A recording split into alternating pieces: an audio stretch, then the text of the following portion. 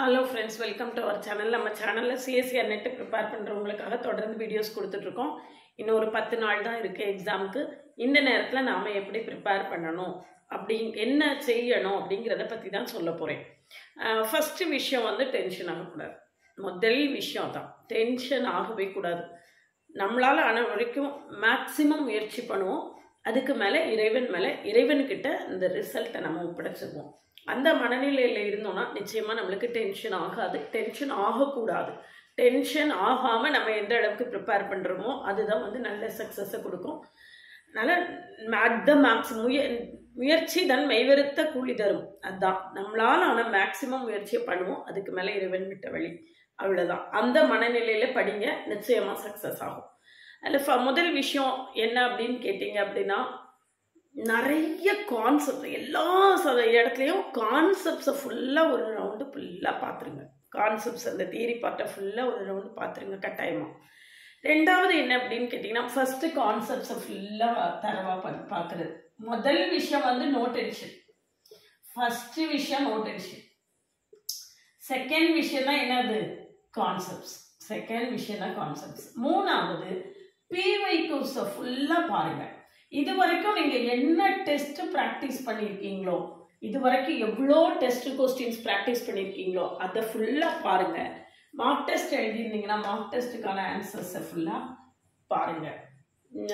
அவ்வளோ. இதுக்கு அடுத்து ரொம்ப முக்கியமான விஷயம் அப்படின்னு நம்ம பார்த்தோம்னா, புதுசாக எதுவுமே படிக்க.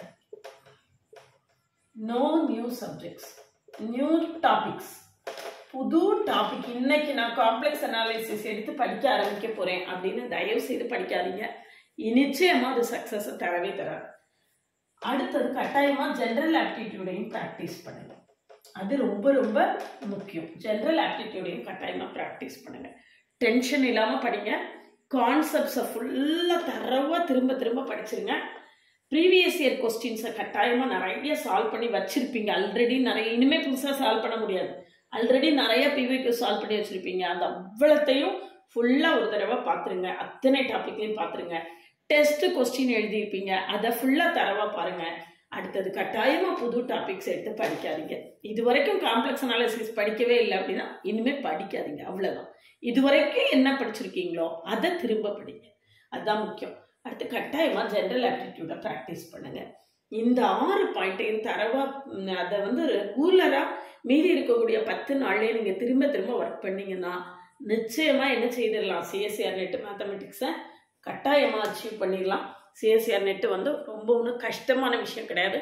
நம்ம ப்ராப்பராக பிளான் பண்ணி கரெக்டாக ஒரு ஷெடியூல் போட்டு படிச்சிட்டோம் அப்படின்னு சொல்லியாச்சுன்னா நிச்சயமாக அச்சீவ் பண்ணிடலாம். அதனால இன்னைக்கு படித்து நாளைக்கு கிளியர் பண்ணக்கூடிய எக்ஸாம் கிடையாது. ஒரு மாசத்துல படிச்சு கூட கிளியர் பண்ணக்கூடிய எக்ஸாம் கிடையாது. இந்த எக்ஸாமை பொறுத்த வரைக்கும் ஒரு 6 months விகரஸ் ப்ரிப்பரேஷன் இருந்தால் மட்டும்தான் கிளியர் ஆகும். ஒரு 6 months ராவும் பகலுமா உட்கார்ந்து படித்தா மட்டும்தான் என்ன செய்ய முடியும்? இந்த எக்ஸாமை நம்மளால கிளியர் பண்ண முடியும். அதுக்கு என்ன செய்யணும்? இப்போ வந்து ஜூன்ல எக்ஸாம்னா நம்ம ஜனவரி 1ஆம் தேதியாவது படிக்க ஆரம்பிச்சிடணும். நம்மளோட டிசம்பர் 27ஆம் தேதி 26, 27, 28 எக்ஸாம் முடியுது. ஒருவேளை நம்மளுக்கு கிளியர் ஆகாது அப்படிங்கிறது தோணுது, இல்லை நம்ம அடுத்த ஜூனில் ப்ரிப்பேர் ஆகணும், இப்போ ஜஸ்ட் அட்டம் பண்ணி பார்க்குறோம் அப்படின்லாம் நீங்கள் நினச்சிங்கன்னா, you have to start your preparation from ஜனவரி 2024. ஜனவரி 1ஆம் தேதி ப்ரிப்ரேஷன் ஆரம்பிங்க. ஜூன் எக்ஸாமை நிச்சயமாக கிளியர் பண்ண முடியும்.